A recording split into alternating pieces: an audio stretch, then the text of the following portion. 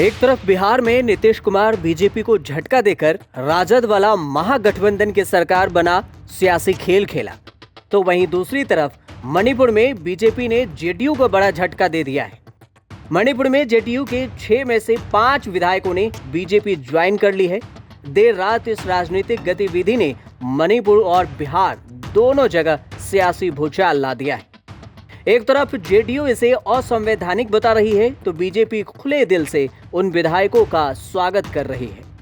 मणिपुर विधानसभा के सचिव के मेघजीत सिंह ने कहा कि जेडीयू के 5 विधायकों के बीजेपी में विलय को स्वीकार कर लिया है।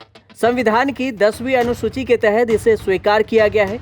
हालांकि इस पर जेडीयू के प्रवक्ता नीरज कुमार ने पीएम मोदी और बीजेपी पर जमकर हमला बोला है। क्या कुछ कहा वो सुन लीजिए। फर्जी नैतिकता का कुलाधिपति बनने का भाजपा दावा करती है। इसके मूल चरित्र में कैसा बदलाव आया है। अटल आडवाणी जी का भाजपा नहीं, बल्कि वैचारिक रूप से समाज में वैमनस्य फैलाने का, सहयोगियों के साथ विश्वासघात करने का, इसके चरित्र में जो मूल बदलाव आया है, इसकी ओर तो बिहार ने एक नजीर पेश कर दिया। लेकिन देखिए हालात क्या है। पहले अरुणाचल प्रदेश में हमारी पार्टी स्वतंत्र रूप से लड़ी, हमारे माननीय विधायक को शामिल करा लिया। अब मणिपुर में भी यही आचरण पेश किया। पूंजी अपनी नहीं, हम अपने बदौलत चुनाव लड़े थे, आपके बदौलत नहीं।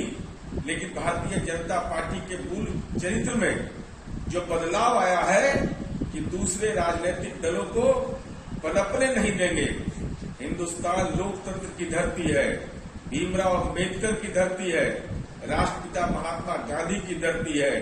चाहे जितना जतन कर ले मोदी जी, अमित शाह जी, ये हिंदुस्तान की धरती लोकतंत्र में ऐसे आचरण को जड़ता चिन्हित करती है। आप यह राजनीति का कुकृत्य करते रहिए, 2024 में जनता दल युवा आपको निपटा देगा। अब जेडीयू के लिए मणिपुर में बड़ा झटका इसलिए भी क्योंकि इस साल हुए विधानसभा चुनाव में पार्टी ने 38 में से 6 सीटें जीती थी, लेकिन अब उन 6 विधायकों में से सिर्फ एक ही जेडीयू के पास रह गया है और बाकी बचे 5 विधायक बीजेपी का दामन थाम गए हैं। जिन 5 विधायकों ने पाला बदला है उनका नाम KH जयकिशन, N सनाते, मोहम्मद अछबुद्दीन, पूर्व पुलिस महानिदेशक AM खाउटे और थांगजाम अरुण कुमार है। अभी तक इन विधायकों की तरफ से कोई प्रतिक्रिया नहीं दी गई है, लेकिन जेडीयू के लिए न सिर्फ एक झटका है बल्कि पूर्वोत्तर में कमजोर होती पकड़ का एक संकेत भी है।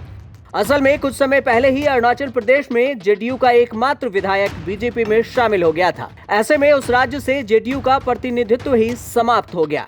अब ये सब कुछ तब हो रहा है जब बिहार में नीतीश कुमार ने एक झटके में एनडीए से अलग होकर फिर महागठबंधन के साथ जाने का फैसला कर लिया।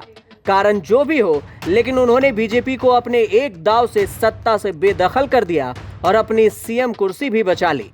नीतीश ने काफी सोच समझकर एक बार फिर तेजस्वी यादव के साथ हाथ मिलाया है और कुल 7 पार्टियों के साथ मिलकर सरकार बना ली। नई सरकार को लेकर विवाद जरूर चल रहे हैं, दागी मंत्री होने का आरोप भी लग रहा है, लेकिन बिहार की राजनीति के लिहाज से नीतीश तेजस्वी का साथ आना बीजेपी की टेंशन बढ़ा गया।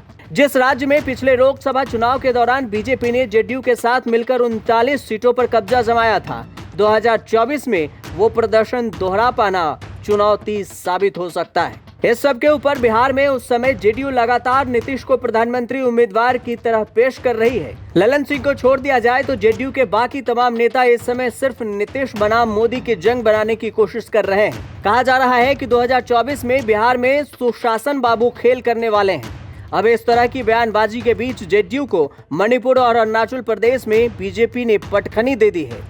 जेडीयू जरूर कह रही है कि यह संविधान के खिलाफ है और विधायकों का बीजेपी में शामिल होना स्वीकार नहीं किया जा सकता, लेकिन मणिपुर विधानसभा के सचिव अपनी स्वीकृति दे चुके हैं। ऐसे में जेडीयू के पास ज्यादा विकल्प मौजूद नहीं है। ब्यूरो रिपोर्ट, न्यूज़ तक।